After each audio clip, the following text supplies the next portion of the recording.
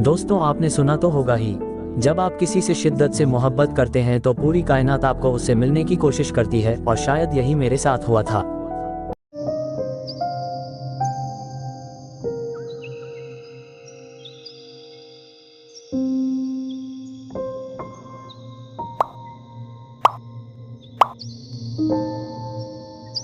मेरा नाम अनुज है और मुझे पहला और शायद आखिरी प्यार 14 साल की उम्र में ही हो गया था। मैं उस समय 10वीं कक्षा में पढ़ता था। प्यार करने के हिसाब से उम्र शायद कम थी, पर क्या करे जनाब, आजकल तो इसी उम्र में मोहब्बत हो जाया करती है। तो मॉडर्न जमाने के आधार पर मुझे भी पहला प्यार हो गया था। मुझे मेरा पहला प्यार मेरे ही कक्षा में पढ़ने वाली अनाया नाम की लड़की में नजर आता था। जितना खूबसूरत उसका नाम था, उससे कहीं ज्यादा खूबसूरत वह खुद थी। उसकी उम्र लगभग 14 या 15 वर्ष रही होगी। अनाया बड़े घर की लड़की थी। उसके पापा सरकारी डॉक्टर थे, इस हिसाब से वह पैसे वाले लोग थे। मैं मन ही मन उसको दिल दे बैठा था, पर हमेशा कहने से डरता था। मेरे पिता एक किसान थे, हमारे घर के हालात समान नहीं थे, इसीलिए शायद इस फर्क की वजह से कभी हिम्मत नहीं जुटा पाया। पर जो भी हो, इन सब के चलते मेरी एक आदत में काफी सुधार आ गया था।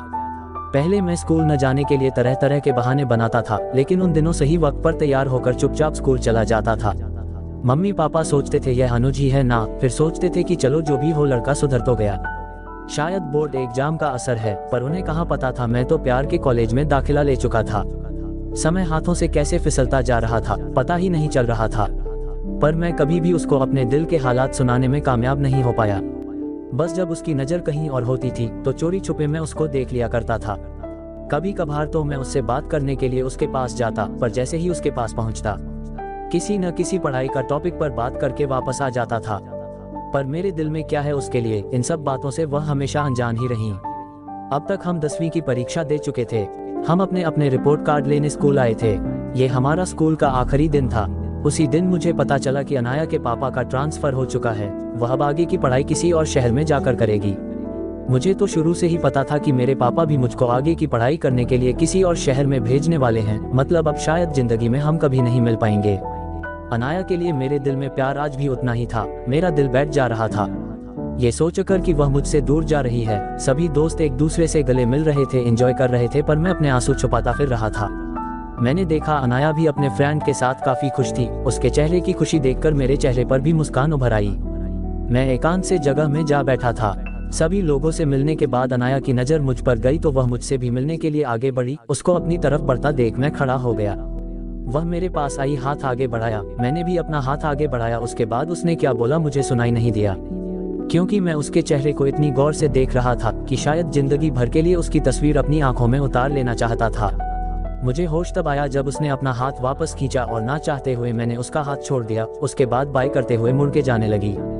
जब वह मुड़ रही थी तब उसके गले में लटका हुआ आइडेंटिटी कार्ड जमीन पर गिर पड़ा। मैंने बिना एक सेकंड गवाए वह आइडेंटिटी कार्ड उठा लिया।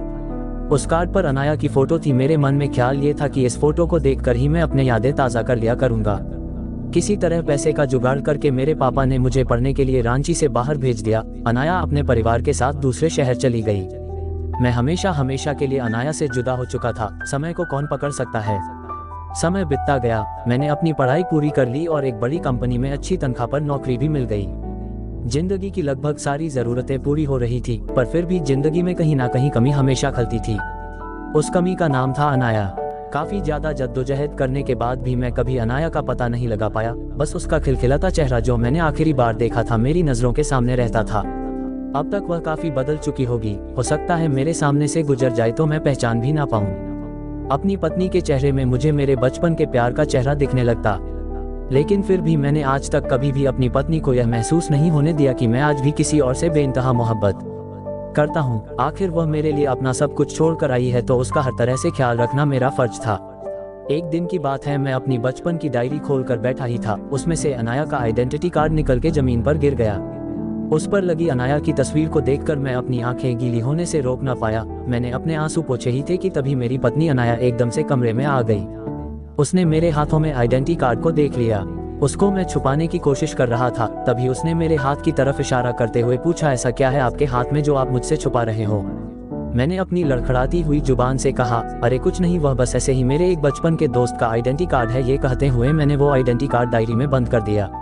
मेरे इस तरह के व्यवहार से मेरी पत्नी की उत्सुकता और बढ़ गई। उसने बड़े ही प्यार से मुझसे कहा, लाइए मुझे भी दिखाए। इतना कहते हुए उसने डायरी मेरे हाथ से छीन ली। आइडेंटिटी कार्ड पर लगे फोटो को देखकर एकाएक बोल पड़ी, ये कौन है? मैंने कहा, अरे कोई नहीं, वह मेरे बचपन की दोस्त है। फिर वह एकदम से बोली, पर मैं भी तो बचपन में ऐसे ही दिखती थी, ये तो शायद मेरा ही फोटो है। अरे हाँ, सरस्वती मंदिर, यही तो मैं पढ़ती थी। अरे ये तो मेरा ही बचपन का फोटो है। इतना सुनने के बाद मैं तो एकदम सुन्न रह गया। मुझे लगा मानो मैं सपना देख रहा हूँ, कहीं ऐसा ना हो कि मैं खुशी से पागल हो जाऊं। मैंने उससे फिर पूछा, सच में ये तुम्हारी ही फोटो है? उसने अपनी बात पर जोर देते हुए कहा, हाँ बाबा पक्का यह मेरा ही फोटो है, पर ये तुमको कहाँ मिला? मैंने छुट्टे ही बोला, पर मैं तो इस लड़की से बचपन से प्यार करता हूँ। इतना बोला ही कि मेरी आंखों से आंसू की गंगा जमुना निकल पड़ी। उसके बाद मुझे और यकीन दिलाने के लिए मेरी पत्नी अनाया ने मुझे अपनी पर्सनल डायरी दिखाई, जिसमें उसके कई सारे बचपन के फोटो लगे हुए थे। अब तक मुझे यकीन हो चुका था कि यह वही अनाया है जिसे मैं बचपन से प्यार करता हूँ। उसके बाद अनाया ने मेरे आंसू पोंछते हुए मुझे अपनी बाहों में भर लिया, क्योंकि वह भी जान चुकी थी कि उसको अभी से नहीं बचपन से चाहने वाला पति मिला है। उधर मैं मन ही मन भगवान को बार बार शुक्रिया अदा कर रहा था कि उसने मुझे मेरा प्यार हमेशा हमेशा के लिए लौटा दिया। मैं अब उसे, यानी अपनी पत्नी अनाया, जो कि मेरा बचपन का प्यार था, जिंदगी भर के लिए अपनी बाहों में कैद करना चाहता था। उसके बाद हमने अपने बचपन की सारी यादें ताज़ा की। हम आशा करते हैं कि आपको यह कहानी पसंद आई होगी, तो वीडियो को लाइक करें, शेयर करें और चैनल को सब्सक्राइब करें।